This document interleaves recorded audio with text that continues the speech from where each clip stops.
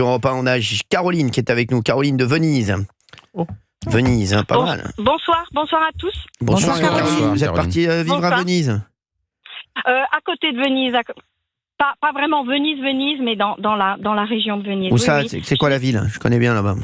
Montegrotto Terme, c'est une ville thermale à côté de Padoue. Je connais très bien. c'est trop beau, Je connais très bien Padoue, bien sûr. Voilà. Ouais, voilà. Je suis Padoue, là. Padoue. Là, Bien je sûr. reviens de l'école. Je suis prof de français pour les petits Italiens. Je reviens de l'école et cool. j'écoute Cyril Hanouna. Eh ben, merci, et donc Caroline. voilà. Merci Ouais, Caroline. voilà. Grazie mille. Ah oui, prego. Si. Caroline, vous voulez nous parler de Donald Trump? Oui, surtout de Giorgia Meloni, parce que Si. c'est vrai, je peux vous dire que Alors. les Italiens sont contents de Giorgia Meloni. J'ai l'impression, Oui. j'étais en Italie il y a à peine un mois, et apparemment ils sont très contents de Giorgia Meloni, et Meloni elle est invitée aujourd'hui, hein. Elle est avec Donald Alors, Trump. exactement. Alors bon, déjà il faut expliquer quand même qu'il y a les bases américaines. D'ailleurs, j'en ai une pas très loin de chez moi. Il y a quand même beaucoup de bases américaines en Italie. Oui. Il y a ça aussi. Oui. C'est-à-dire qu'il y a quand même un rapport Italie-États-Unis plus fort peut-être que le rapport entre la France et les États-Unis en ce qui concerne les rapports diplomatiques, parce que nous avons quand même les Américains. Moi, j'ai la radio FM. Quand je mets ma radio FM, j'ai radio américaine. Donc, vous voyez, c'est pour les soldats américains. Donc, il y a déjà quand même ce rapport assez rapproché entre les Américains et les Italiens, surtout après la Deuxième Guerre mondiale. Hein, ils ont donné l'argent à l'Italie à terre. Mais c'est vrai que Giorgia Meloni, elle est pragmatique. Elle est très pragmatique.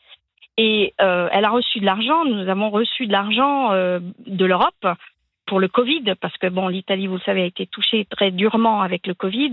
Et donc, l'Europe a donné des fonds qui s'appelle le PNRR et le plan national de résilience, etc. Et sur ces fonds-là, il faut absolument que toute l'Italie ait accès à Internet à haute vitesse. Oui. C'est vrai qu'elle se rapproche de M. Musk, surtout pour les zones italiennes où il n'est pas possible de mettre la fibre. Et donc, c'est vrai qu'avec Starlink de M. Musk, sur certaines zones italiennes, eh bien, elle essaye de faire ces accords, en fait. Et donc, c'est pour ça qu'elle est très copine avec M. Musk pour, justement, doter l'Italie d'un Internet sur tout le territoire. Parce que, bon, qui connaît la géographie italienne, quand vous allez dans le sud, c'est pas évident non plus d'avoir des connexions. Et puis, il y a des petits villages haut perchés, et même dans les Alpes. Et donc, voilà, quoi. Elle sait créer comment on va dire, des accords commerciaux. Elle s'est bien manœuvrée en Europe.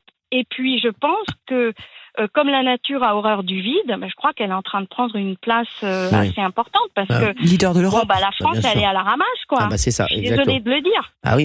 Et puis il faut regarder les résultats de Giorgia Meloni en Italie, hein. Oui. Parce que c'est quelque chose. Hein. Bien sûr. Sur le front Mais bien migratoire, elle a réussi.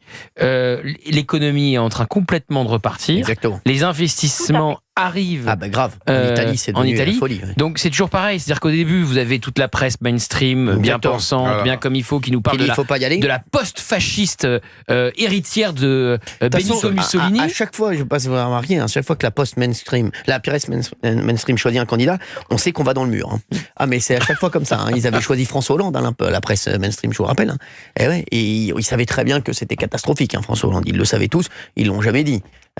Et l'autre exemple, c'est l'Argentine. Bah oui. Javier Milei, c'était un fou, c'était un malade, avec sa tronçonneuse, là, il fait peur à tout le monde. La croissance de l'Argentine, c'est quelque chose, hein, ça repart piqué vers le haut. Ah mais oui, c'est sûr. Après, vous pouvez nous confirmer que Meloni, elle gouverne pas forcément avec des gens d'extrême droite. C'est-à-dire qu'elle a eu l'intelligence aussi, elle a eu un pragmatisme de s'entourer de plein de gens, sorte de coalition maligne. Oui, mais même elle est d'extrême droite. Elle vient du berlusconisme, hein. J'en sais rien. Elle vient du Alors, il y berlusconisme. a le parti de Berlusconi, hein, le Forza Italia. Il y a Matteo Salvini. Vous avez le parti de la Lega Nord qui gouverne avec elle. Donc, c'est une coalition de droite. Ils sont pas toujours d'accord, hein, d'ailleurs. Oui. Ils sont pas toujours d'accord. Mais bon, cette coalition avance. Et moi, je peux vous dire que par rapport au gouvernement précédent, donc de gauche, etc., j'ai pas vu une différence dans la liberté d'expression, dans les politiques sociales. Les chemises noires ne sont pas revenues, pas du non tout, quoi. Ouais, non, pas trop. Voilà. Et je peux vous dire, vu que je suis dans l'enseignement, je suis très contente des annonces de cette semaine du ministre de l'Éducation. il va faire venir le latin au collège. Oui. Et il insiste aussi, et ça je le sais parce que je leur ai donné une poésie en français à apprendre, 5 strophes, c'est la cata, ils n'ont pas de mémoire. Il va réintroduire aussi le fait d'apprendre des poésies et de réciter par cœur certaines choses. Parce que je peux vous dire qu'au collège, à 12 ans, le téléphone, c'est une catastrophe. Ouais. Ils ne savent plus réciter une poésie. C'est horrible. Mais et là, le ministre de l'Éducation revient sur des thèmes un peu classiques. Comment il s'appelle le ministre de l'Éducation ? Valditara. Valditara, ils ont tous des noms d'eau minérale. Là. Mais c'est rigoler, là, franchement. Vous avez de la ceinture, je vous mets une Valditara, ça va, oui, c'est pareil. Les bulles sont plus... oui, mais vous savez quoi, il veut réintroduire le latin, il veut réintroduire aussi bien la culture italienne, alors évidemment la culture chrétienne, donc il y aura des cours sur l'Italie, un peu, on va dire, les us et coutumes italiens avec un peu de religion, etc. Alors donc, toute la gauche, ça y est, lui est tombée dessus, etc. Ah oui. Mais c'est pas comme des chez cours nous. de religion. Comme chez nous. C'est intéressant d'ailleurs l'appellation du ministère de l'Éducation. Ministère de l'Éducation et du mérite. Ah, exactement. Oui, voilà. Et du mérite, ce mot tabou en France. Après, pardonnez-moi, mais quand on va en Italie, moi, mon mari est italien, on est justement frappé par rapport à la France du fait que, justement, les Italiens n'ont absolument pas renoncé à leur culture. Il y a une sorte de socle en Italie très, très fort avec les coutumes. Voilà, dans n'importe quel petit village, il y a des sortes un ancrage populaire avec des vraies références et des vraies valeurs. Et il n'y a qu'en Italie. En France, nous, on a complètement abandonné. Au niveau de la gastronomie, on a abandonné. Au niveau de tout. Je trouve qu'on a vraiment renoncé en France, pour le coup. Alors moi je suis d'accord. Et d'ailleurs, pas dans les villages. Pas dans les villages. La France rurale, qu'elle a renoncé à sa gastronomie. Dans les centres-villes, dans les petites villes, il y a les mêmes enseignes. Pour la nourriture, il y a toutes les mêmes enseignes, il y a les mêmes. Pardonnez-moi, vous allez en Italie, c'est pas du tout comme ça. Caroline. Sur ça, oui. Oui, non, je voulais dire, parce que non, Caroline, je suis 100% doc française. Non, mais je voulais vous dire, par exemple, moi, j'interviens en tant que justement ce qu'on appelle les lectrices, c'est-à-dire culture française pour les élèves et conversation. Donc pour Noël, je leur ai donné un petit poème, et c'était le poème de Noël. Et c'est pas vraiment à connotation catholique, je veux dire, c'est le poème de Noël avec le sapin, etc. Et puis il y a certaines collègues qui m'ont dit, oh là là, poème de Noël, mais attention. Qu'est-ce qu'on va faire parce que dans la classe, ils sont pas tous catholiques, vous voyez, où elle voulait en venir. Et moi, je l'ai regardé, j'ai dit non, je suis désolée, on est en Italie. Pardon, poème de Noël. Noël, dès qu'on sort en Italie, de toute façon, c'est Noël partout dans les rues.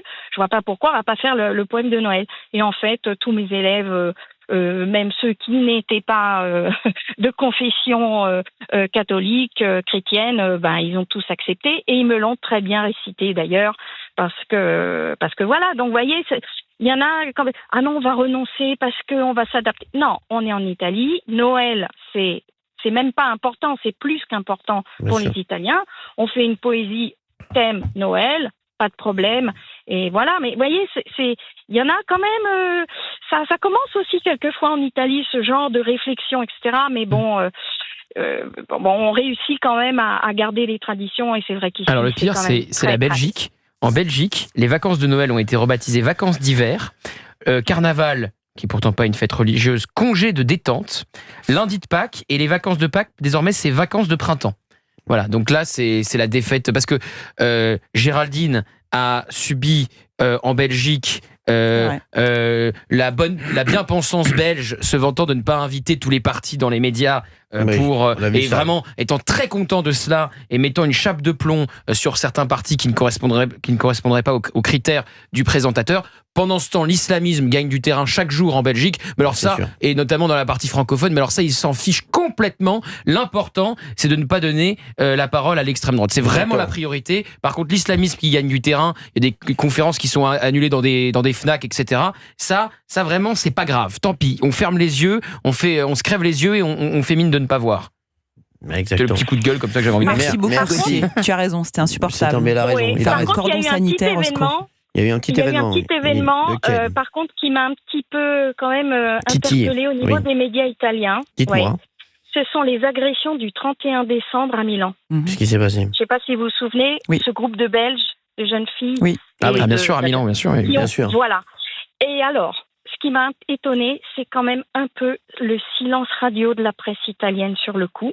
Donc là, il y a une enquête, parce qu'on l'a su. Ils sont arrivés en Belgique. Les enquêteurs italiens sont arrivés en Belgique pour les témoignages. Il y a eu aussi des groupes d'Italiennes de Milan qui ont été agressés sexuellement par ces groupes, ces hordes de jeunes issus de l'immigration. Il faut le dire la vérité, on va pas cacher ça. Par contre, le silence radio de la presse italienne, ça m'a quand même un petit peu étonnée. Ça y est, on n'a pas trop parlé. Par contre, quand il y a eu les événements de Cologne, bien nous en Italie, on était prévenus déjà depuis 2 jours qu'en France c'était silence radio. En France, c'est arrivé très tard, Cologne.